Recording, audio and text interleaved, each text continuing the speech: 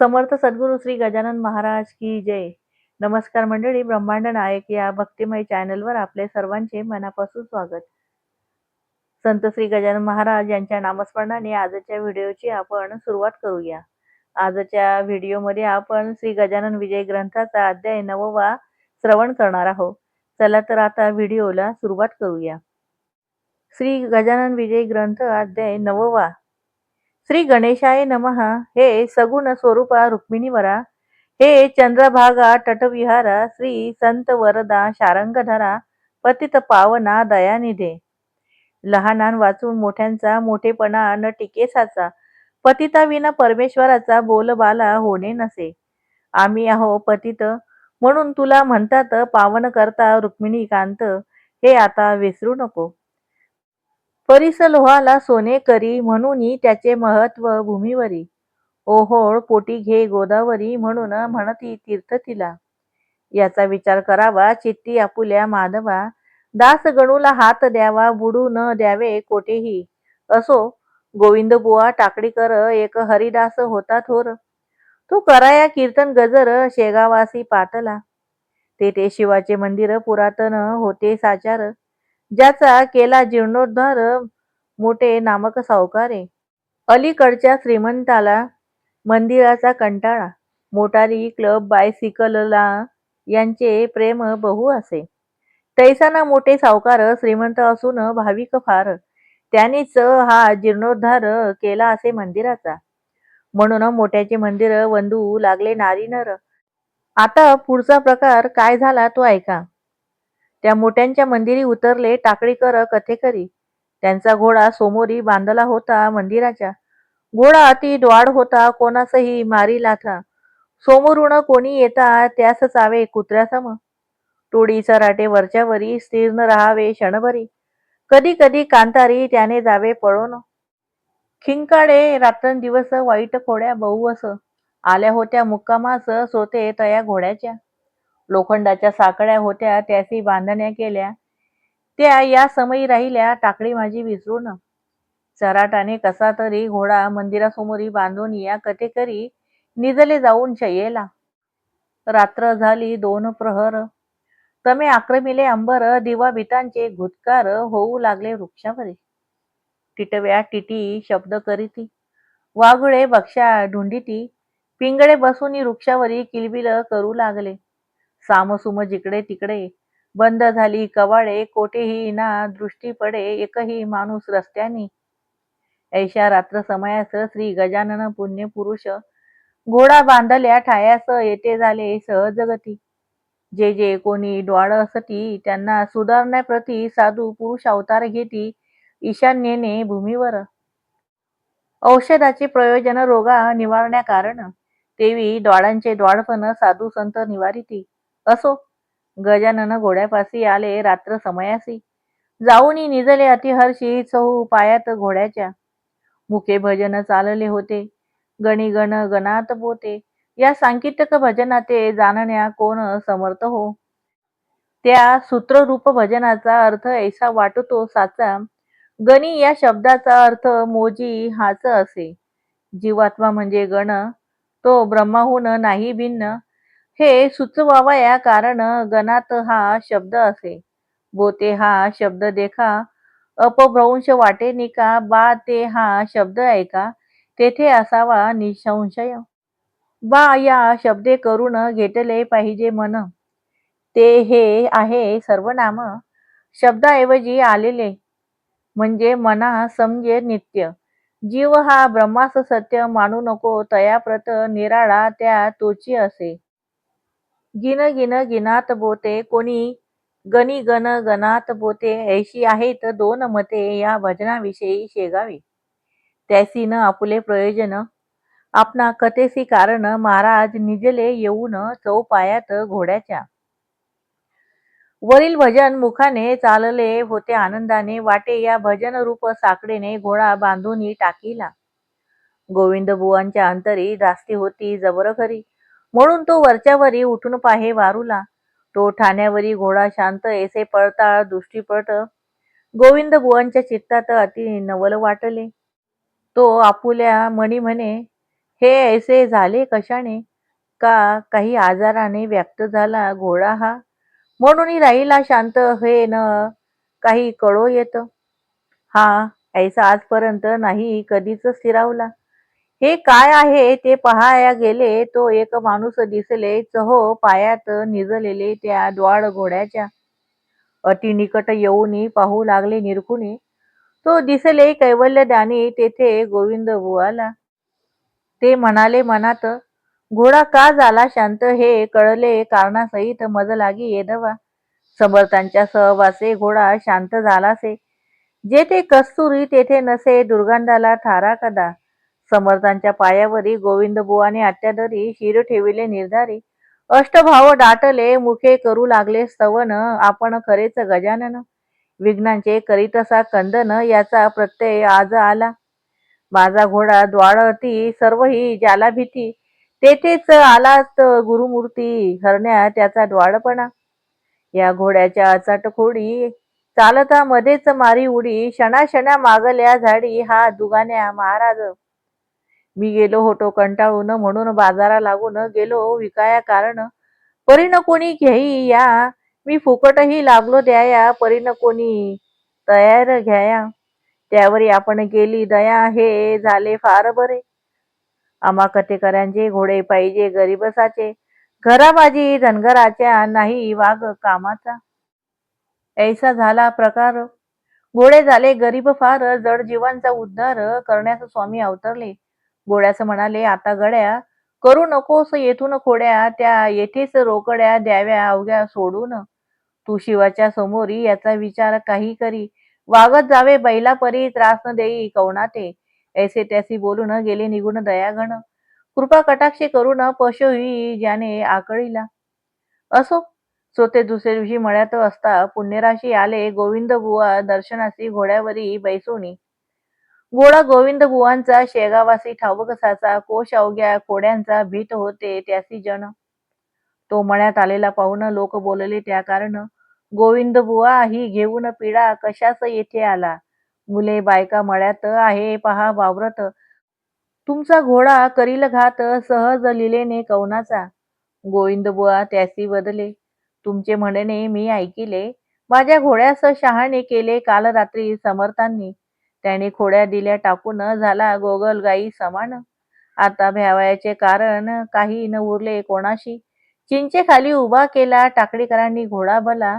चराटा वाचून राहिला उभा तो एक प्रहर.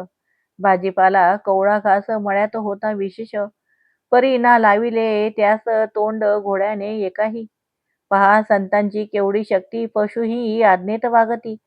पत्र्यात आरंभिली स्तुती गोविंदबुवांनी समर्थांची. श्लोक पृथ्वीवृत्त. अचिंत्य जगता प्रतिकृती तुझी न कोणाकडे.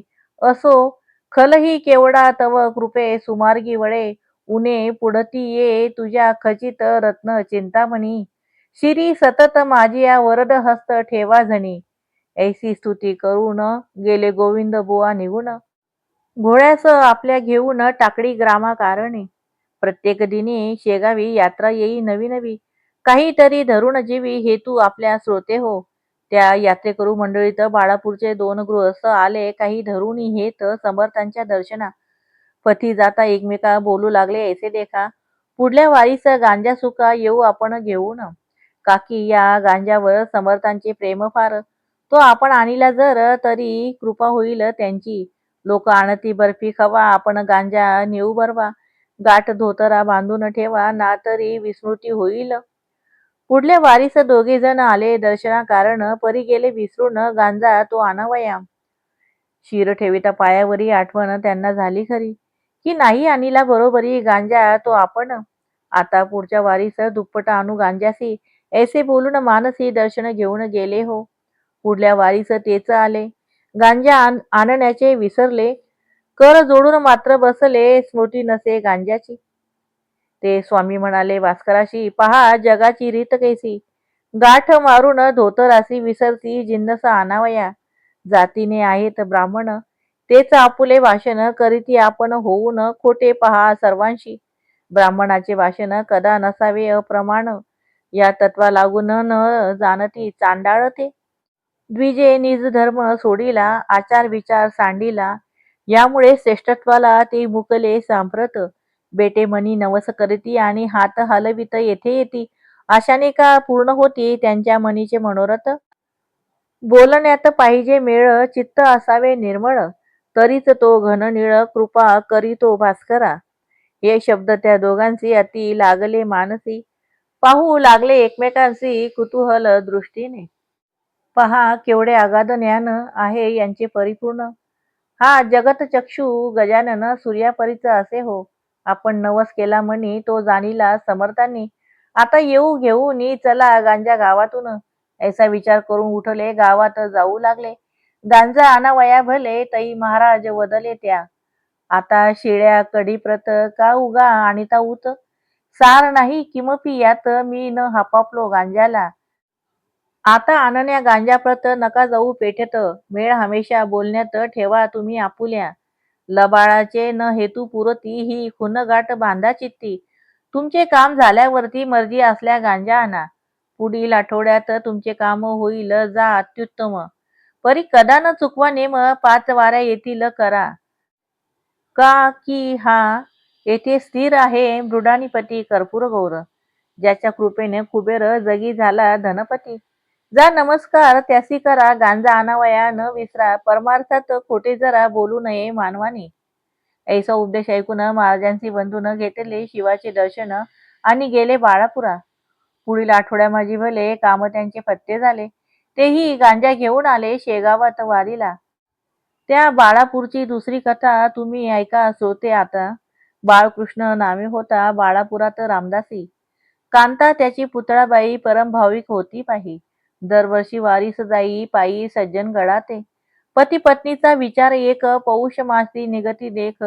ओज्यासाठी घोडे एक घेऊन या बरोबरी.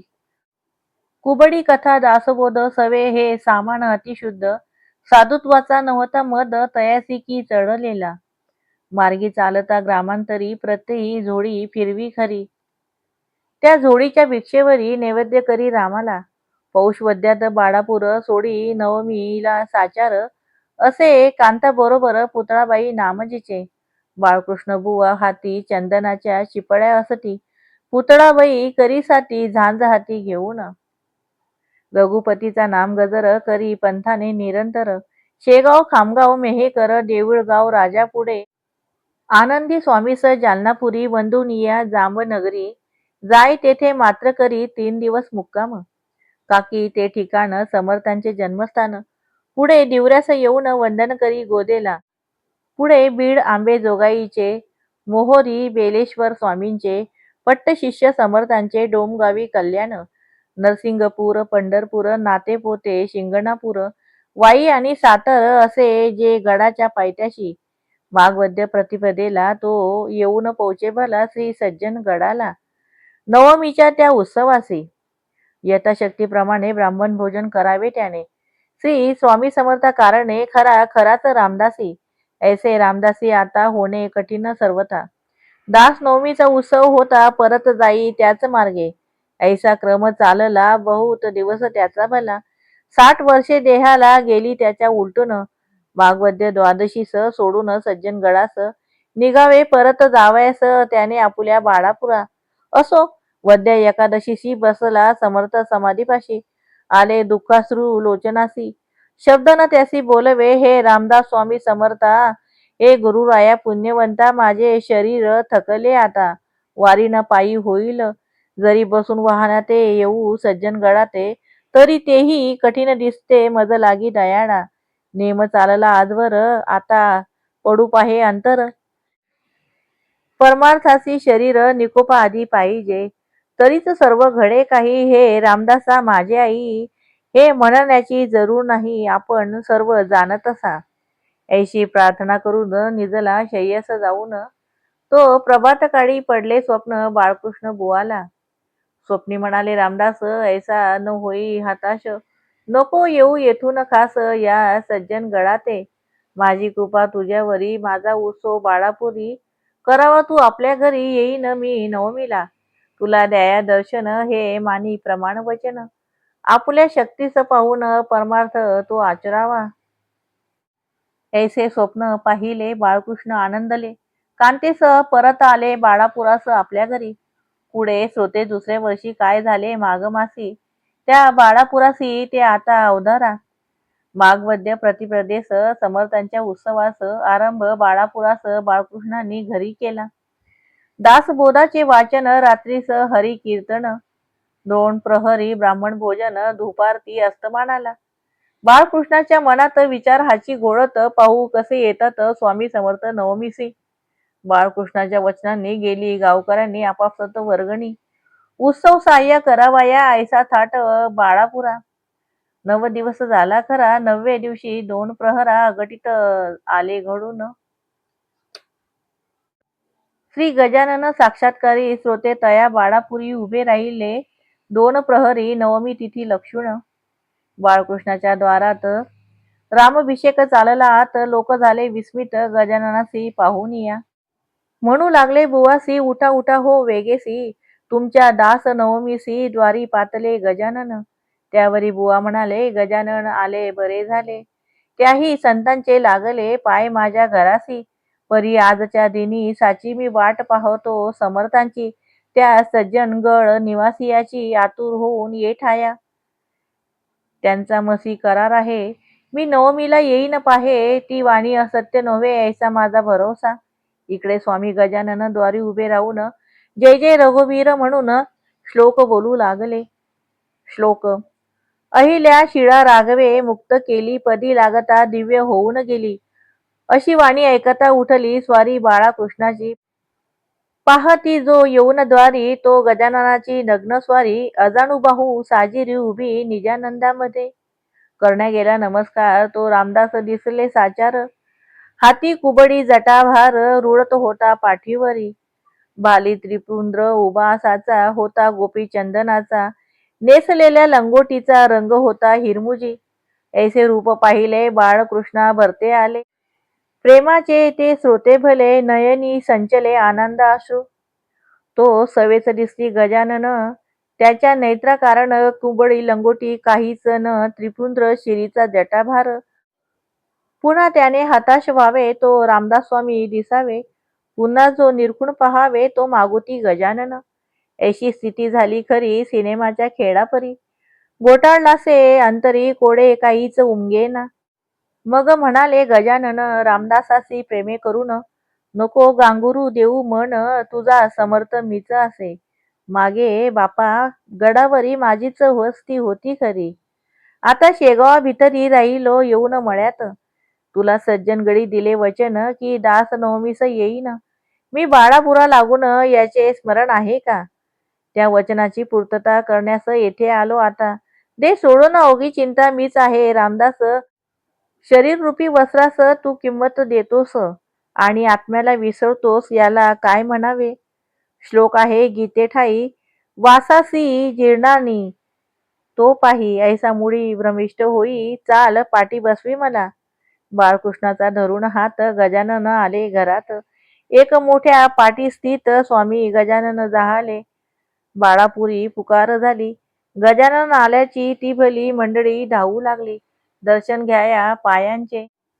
रामदासी अवघ्या दिवसभर करीत राहिला विचार. शेवटी रात्र होता 3 प्रहर. स्वप्न पडले बाळकृष्णा. अरे गजानन माझीच मूर्ती, हल्ली तुमच्या वराड प्रांती. संशय मुडीना धरी चित्ती, तो धरिता बुडशील. मी तोच समजून करी गजाननाचे पूजन. गीतेचे हे आहे वचन, संशयात्मा विनयशती. ऐसे स्वप्न पडल्यावरी बाळकृष्ण तोषला भारी. मस्तक ठेविले अत्याधरी गजाननाचे पायावर. महाराज आपुली लीला मीना समर्थ जाणण्याला. तो घोटाळा उकलीला तुम्ही स्वप्न देऊन. नवमी माझी सांग झाली, न्यूनता न काही उरली. अर्भकावरी कृपा केली, तेने धन्य झालो मी. आता काही दिवस रहा या बाळापुरास. हीच आहे मनी आस, ती पूर्ण करा हो. महाराज म्हणाले त्यावर, ऐक माझा विचार. काही दिवस गेल्यावर येईन मी बाळापुरा. भोजनोत्तर निघून गेले स्वामी शेगावासी भले. रस्त्याने न कोणा दिसले, क्षणात पोचले शेगावी. स्वस्ती श्री दासगणू विरचित हा श्री गजानन विजय नामे ग्रंथ सुखद हो भाविकांप्रत हेची इच्छी दास गणू. शुभम भवतु श्री हरिहरार्पणमस्तु. इति श्री गजानन विजय ग्रंथस्य नवमो अध्याय समाप्त. इति श्री गजानन विजय ग्रंथस्य नवमो अध्याय समाप्त. समर्थ सद्गुरु श्री गजानन महाराज की जय. कृपया आपल्याला जर हा व्हिडिओ आवडला असेल तर अशा भक्तिमय पारायणास लाईक, शेअर आणि सबस्क्राईब करायला विसरू नका. कमेंटमध्ये जय गजानन लिहायला विसरू नका. गण गण गणात बोते, गण गण गणात बोते.